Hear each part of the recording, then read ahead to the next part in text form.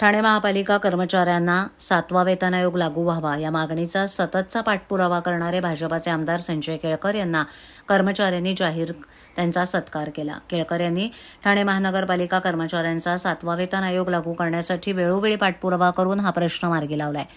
तसंच पालिकेमधील गट ड कर्मचाऱ्यांची रखडलेली पदोन्नती, संवर्ग बदलीनं नियुक्त लिपिक कर्मचाऱ्यांना 7वा वेतन आयोग लागू करणं, अग्निशमन सेवा, आरोग्य सेवा यांच्या सेवा प्रवेश नियमात बदल करणं, वाहन चालक 2021 नंतरचे कर्मचारी वर्ग यांची वेतन त्रुटी दूर करणं, 7वा वेतन आयोगाची थकबाकी, बंद केलेली MA पदवीची वेतनवाढ चालू करणं, वाहतूक भत्ता लागू करणं, सफाई कामगारांच्या वारसांचे प्रश्न, त्यांच्या घरांचे प्रश्न मार्गी लावणं, अनुकंपावर वारसावरती घेतलेल्या कर्मचाऱ्यांना बेसिक ऑर्डर, कायम ऑर्डर लवकर देणं, 10-20 वर्ष कर्मचाऱ्यांच्या बदल्या केल्या जात नाहीत त्या नियमानुसार करणं, कंत्राटी कामगारांना कायम करणं, 10-20-30 अश्वासित प्रगती योजना लागू करणं, तसंच चुकीच्या पद्धतीनं पदोन्नती दिलेल्या कर्मचारी अधिकाऱ्यांवर कारवाई करणं या आणि निवृत्त कर्मचाऱ्यांची ग्रॅज्युएटी आणि इतर अनेक प्रश्न अशा कर्मचाऱ्यांच्या अडचणींचं गाऱ्हाण ऐकून त्यांनी घेतलं। त्यानंतर सर्व कर्मचाऱ्यांनी केळकर यांचा सत्कार केला।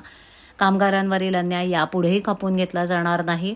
जो अधिकारी चांगलं काम करेल त्याचं कौतुक करू, पण जे अधिकारी कर्मचाऱ्यांना वेठीस धरण्याचं काम करतील त्यांना सोडणार नाही अशी आक्रमक भूमिका केळकर यांनी मांडली।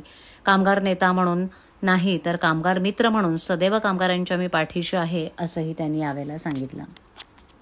एक मिनिट तुमची ओळख होत लागले काय सांगा? खरं म्हणजे मी कामगार नेता नाही तर कामगार मित्र आहे आणि गेल्या 10 वर्षापासून निरनिराळ्या बंद पडलेल्या कंपन्या असतील, महापालिकेमधले किंवा निरनिराळ्या आस्थापनातले कर्मचारी असतील, जो वंचित आहे, पीडित आहे, कष्टकरी आहे, याला न्याय मिळवून देण्याचं देखील काम आमचा लोकप्रतिनिधी म्हणून आहे।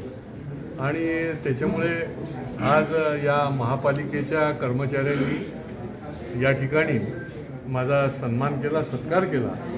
खरं म्हणजे महापालिकेच्या कर्मचाऱ्यांना सुरक्षा पाहिजे, सुविधा पाहिजे, सन्मान पाहिजे आणि या तिन्ही गोष्टीकरता जे करायला लागेल ते मी करत असतो। अनेक विषय यांचे प्रलंबित आहेत आणि जे महापालिकेच्या स्तरावरही सोडवले जाऊ शकतात। शासन निर्णय होऊन देखील काही विषय प्रलंबित आहेत आणि कर्मचाऱ्याला जर कोणी वेठीस धरण्याचं काम करत असेल, जो कष्टकरी आहे, जो इमाने काम करतोय, तर त्या पद्धतीने त्यांना न्याय मिळवून देण्यासाठी आपण लढायला पाहिजे आणि त्या दृष्टीने देखील कर्मचाऱ्यांचे जे प्रलंबित काही विषय आहेत त्या विषयाकरता देखील आता पुढच्या काळामध्ये आम्ही माननीय आयुक्त आणि या संबंधित अधिकारी यांची देखील बैठक घेणार आहोत। आणि शेवटी कर्मचारी महापालिकेतला जर व्यवस्थित राहिला, त्याला जर व्यवस्थित न्याय मिळत गेला तर शेवटी महापालिकेच्या माध्यमातून चालणारा शहराचा गाडा, विकासाचा गाडा जो आहे